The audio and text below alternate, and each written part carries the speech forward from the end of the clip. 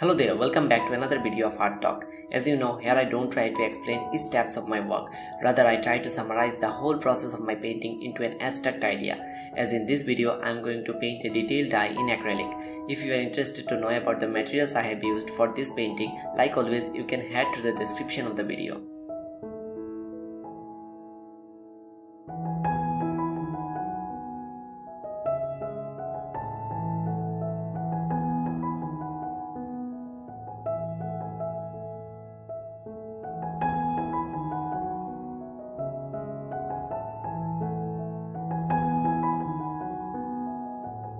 Now, eyes are very integral and perhaps one of the most important element in a face.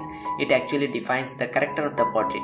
So having a close understanding of depicting the realness of eyes in your painting is very important, especially when you will paint portraits, because it doesn't matter how well you blend the skin tones.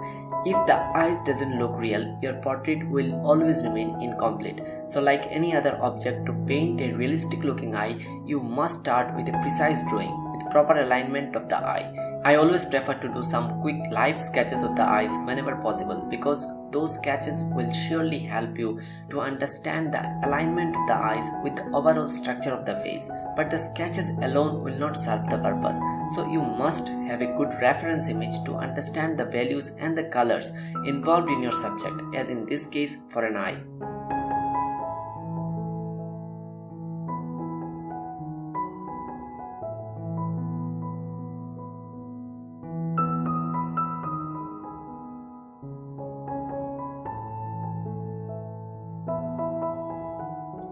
Anyways, I'm not going too detailed about the drawing in this video. Moving forward, I would like to include the most important aspect of painting a realistic eye, which is color balance in and around the eye.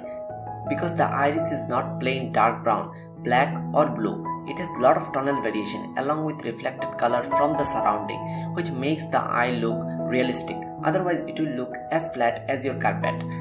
Another important thing to keep in your mind while painting an eye is to establish proper lighting, because highlights in the eye make it look three-dimensional and lifelike. Another myth that goes with beginners is that the inside of the eye, the sclera, is completely white, which is actually not the case, because it often reflects a slight bluish tint of the sky along with some warm hues like oranges, greens, etc., depending upon the surrounding of the person. So understanding the science behind the art is very important while painting in realism. Otherwise, it will be quite difficult to imitate the likeliness of a particular object in your painting.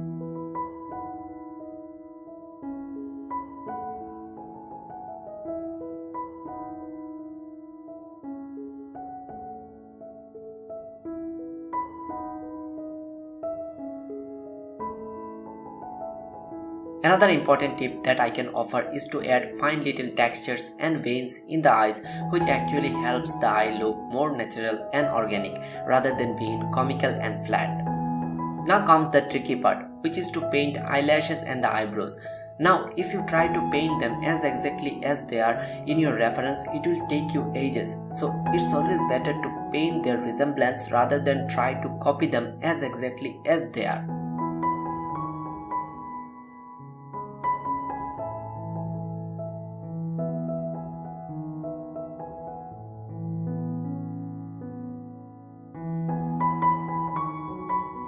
Using a small brush with extreme fine tip can be very beneficial for this sort of works. Another important thing to follow here is to load your brush with quite thin and consistent amount of paint, because if you try to add thick and dry paint with these brushes, you will never be able to catch the smooth flowing nature of the eyelashes. The process goes same with the eyebrows as well. Only the step included while painting eyebrows is to work in layers, where each subsequent layer will bring a sense of depth in the eyebrows, which is quite evident in this case as well.